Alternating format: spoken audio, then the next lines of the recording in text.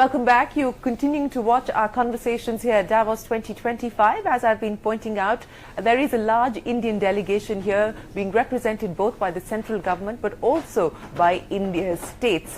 You have the state of Telangana being represented for the second time around by the Chief Minister, Mr. Revanth Reddy, and he joins us now here on CNBC TV 18. Mr. Reddy, many thanks for joining us. We spoke last year while you were here in Davos, and you had given us a number of 40,000 crores in terms of MOUs that you had been able to put together in your last visit. How much of that is actually materialized? So actually we have signed with 14 companies and 17 projects. Out of 17, 16 projects are under pipeline. That's how progress is going on. So last time we have succeeded to attract investment to Telangana. So this time we are expecting more and more. So our success story will be there.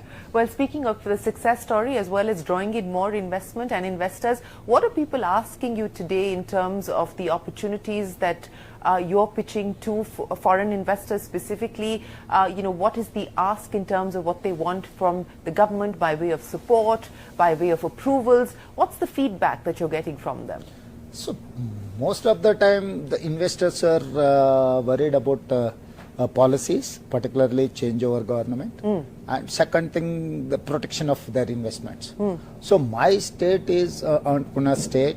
My predecessors like Chandrababu Naidu, YSR, or BRS, now Revanth Reddy, we are on the same page for policies for attracting investments. So politics will not get in the way of policy continuity? No. I wanted to tell you one thing. Mr. P.V. Narasimha Rao, who was Prime Minister of India, who has made all these liberation policies. Yes. So we know how to attract investment, we know how to protect their investments. So Telangana is the place for investments. We know how to do politics and how to attract investments. So and keep the two separate. Two separate. So no one is need not to worry about their investments or policies. So we are more aggressive on liberalizing our policies. Aggressively liberalizing policies. Let's talk about some of the areas in specific that you're focusing on. Electric vehicles and electric mobility is a big focus area for the state of Telangana. And I don't know how many people know this, but in terms of penetration, it is now the number one, I believe. Yes, India's number one. I have made and I have taken a cautious decision. I have removed all taxes and everything for EV vehicles, and moreover I have divided into three areas my Telangana. One is core urban region, the other one is semi-urban region, third one is rural. The core urban area is having 3,000 diesel buses are there to public transportation. I have given instructions to my people to remove all these diesel buses to send other rural area to improve the core urban region. So we have introduced the EV vehicles in Hyderabad. So we are more focusing on these EV vehicles in urban region. What about the charging infrastructure, Mr. Reddy? Because that has often been a constraint to widen EV penetration. What is the state doing about that? So we have an exclusive plan for that. Almost wherever government properties are there, we are allocating for charging, and we are calling for PPP model, public-private partnership, to improve the ecosystem. So next 1 year we are going to improve like anything. Okay, so next 1 year we should expect improvement through the PPP route on the charging infrastructure. Any targets that you've set in terms of what capacity you will want to set up? Yeah, our people are working on those lines. So my Hyderabad, the core urban region population is almost 13 million. So based on that vehicle traffic and other things, we wanted to improve our ecosystem based on the studies. So people are doing the studies, and shortly we are going to announce our decisions. Well, one of the advantages that the state enjoys is the fact that it has been part of the tech workforce and the knowledge economy, and it's very well positioned there. You have a lot of GCCs, the Global Capability Centers, in your state as well. What's the expectation in terms of growing that further? Is there anything specific that you will be doing? Any particular focus areas? Life sciences, of course, is a big play for the state. Anything else that you will focus on specifically? We are focusing more on AI and green energy And GCC centers, anyway, data centers also. Most of the world's leading data centers are coming to Hyderabad. We are going to sign more MOUs in Davos only for data centers. Okay. So we are focusing AI, data centers and green energy. But these are the main focused areas we are focusing on. So let me pick up on data centers. If you can give us some specifics on who you're signing that MOU with and when you expect that to be operationalized. So actually, I don't want to disclose, but you are asking a specific question. Amazon is on the pipeline. Amazon is going to invest, and Control S, Mr. Revanth Reddy has signed, and other mega engineering. They are going to diversify in data centers. Much more data centers are coming to Hyderabad. They are signing with the Telangana government. Okay, that's great. So you've given us some details there as far as the data center announcement is concerned. Thank you for that. But I also want to understand on the green energy side, because when we talk about data centers, energy consumption is also going to go up significantly. Electric mobility will also need more energy. How much of green capacity are you looking at for the state? Actually, we are focusing on 30,000 megawatts with solar, wind and pump storage and other sectors. So Telangana is the place for all these categories. So recently I have announced my green energy policy. While I'm coming to Davos, I have announced my green energy policy. We are going to encourage more and more to invest in this sector. So our target is 30,000 megawatts. So it's a huge, we wanted to produce a surplus power to supply other than Telangana. We wanted to supply the country, all over the country. So we are much more focusing on green energy. Green energy. And AI, because that's the third focus area. Anyway, we are IT legends. Yes. So Silicon Valley is run by our Telugu people. So anyway, even Satya Nadella belongs to our community or otherwise our state. Yes. So IT and pharma, we are legends. We have surpassed even Bangalore also. So now the third is green energy and AI. So we are more focusing on that. Our ecosystem is there. Technology is there. The system, the human resources are there in Telangana, Hyderabad. So it is going to help us a lot to improve our ecosystem. So anything in specific to draw in more AI-led investments, and specifically even on the startup side, because the state has been a big champion of startups. You've got the T-Hub there also. Anything specific on the startup side as well as on the AI side? So already we have organized one summit for AI, and we have announced an AI city in our future city. So we are going to improve the entire AI city. So most of the players are coming and discussing with the government of Telangana. So next 6 months we are going to do miracles in AI sector. So what will all of this result in terms of jobs? Because at the end of the day, that's the number one criteria for a politician, is to deliver on the promise of jobs. Between green energy, between what you're hoping to do on AI, electric mobility and some of the other focus areas, what kind of employment are we talking about? What will the job creation be? Yeah, definitely the people are always used to say, whenever you are discussing about technology, the initial days also, Rajiv Gandhi has introduced the computer to our country, or telecom reforms in our country. Most of the time used to say all opposition political parties, we are going to lose jobs. Technology is not going to do such thing. So we have to improve our skills. That is why I have initiated my Young India Skills University to improve our skills. So world is it is not limited to Telangana. We wanted to compete with the world. So we wanted to send our youngsters, our techie people to all over the world. So we have taken a decision cautiously about Young India Skills University. So we wanted to different verticals. We wanted to improve our skills. So knowledge. So with the skills, we wanted to engage our youngsters to create a job. You talked about the growth focus as far as the state is concerned.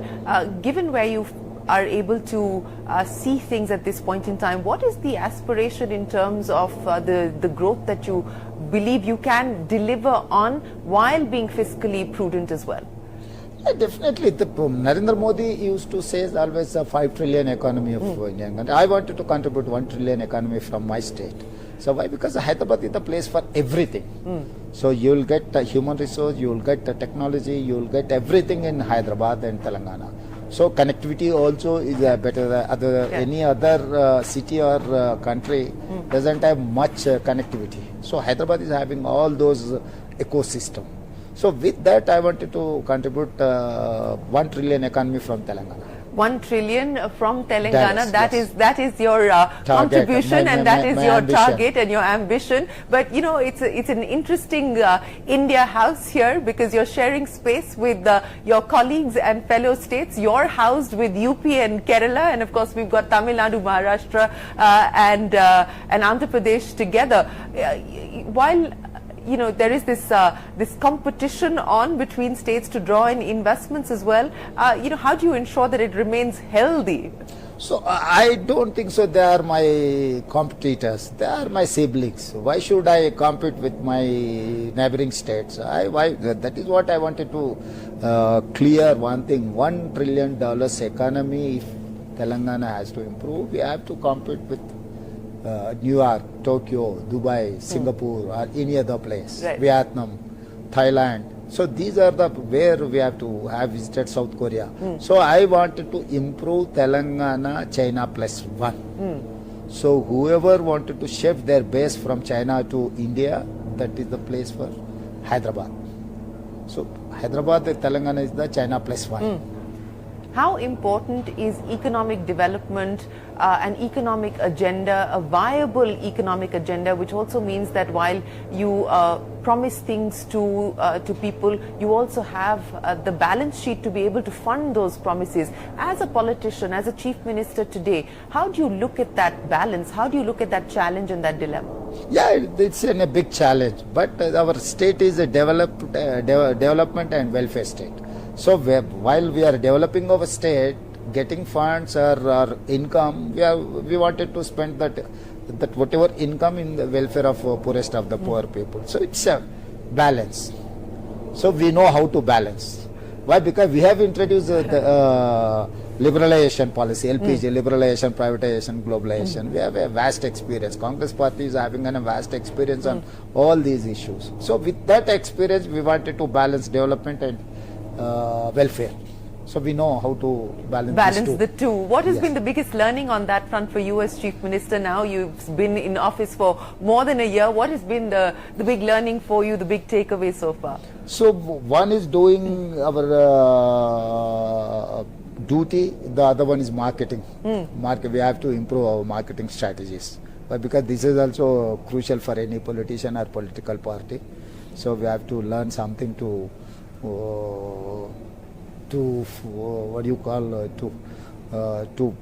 propagate in the public mind.